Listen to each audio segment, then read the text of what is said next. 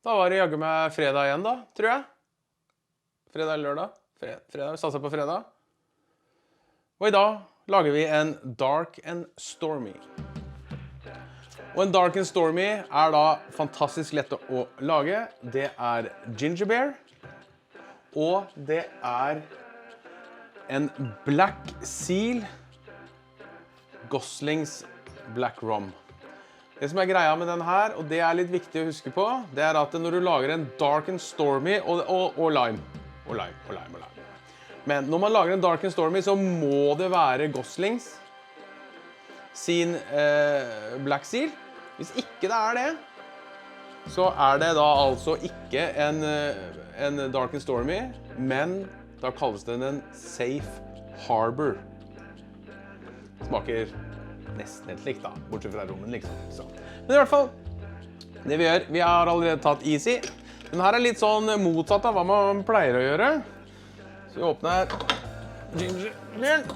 Og her også er jeg ikke sånn spesielt flink til å måle opp.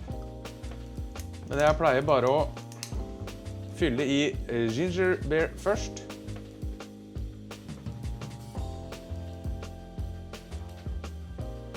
Så det er plass til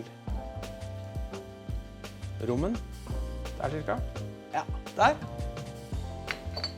Og så fyller vi opp med rommen. Og da pleier jeg å helle den på isbitene. Skal du se hva som skjer? Heller jeg forsiktig.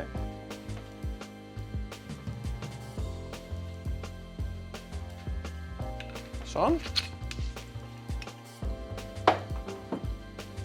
Og så tar jeg en limebåt.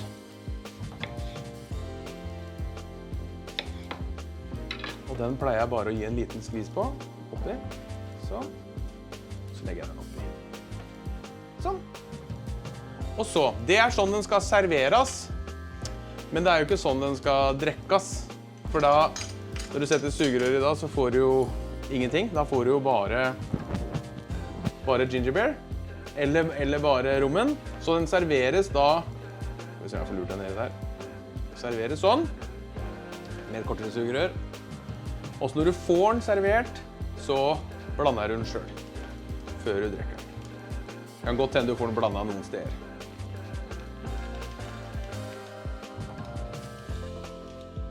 Og så, når det er gjort, så koser jeg det noe sinnssykt. Skål og god helg, alle sammen.